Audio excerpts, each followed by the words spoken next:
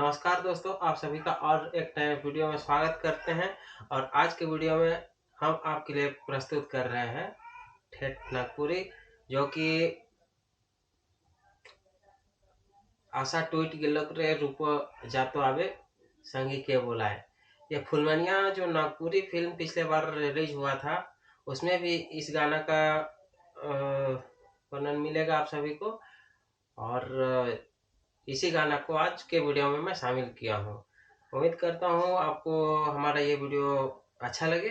और इस वीडियो में जो रिदम बजेगा, ये रिदम भी मैं खुद से अपने से ही बनाया हूँ। और रिदम कैसे मैं बनाता हूँ, इस मैटर में आपको डिटेल में जानकारी चाहिए तो कमेंट जरूर कीजिएगा। आपके लिए उसके लिए मैं सेपरेट वीडियो बना करके आपके लिए जरूर प्रस्तुत करने का कोशिश करूँगा। तो चलिए शुरू करते हैं। और आखिर में मैं कैसे कैसे कहाँ कहाँ पे रिदम लगाया हूँ, कौन कौन सा रिदम बीट लगाया हूँ, ये सारी चीज दिखाने का कोशिश करेंगे। तो चलिए शुरू करते हैं आज का वीडियो।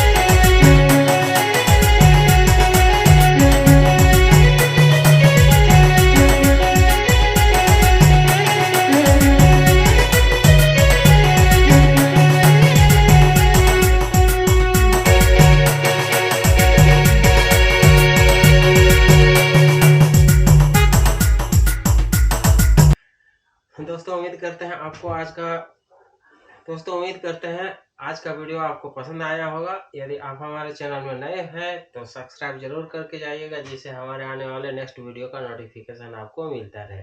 तो चलिए आज के लिए बस इतना ही, मिलते हैं जल्द ही किसी और नए वीडियो में। तब तक अपनों और अपनों का ख्याल रखिएगा। जय हिंद।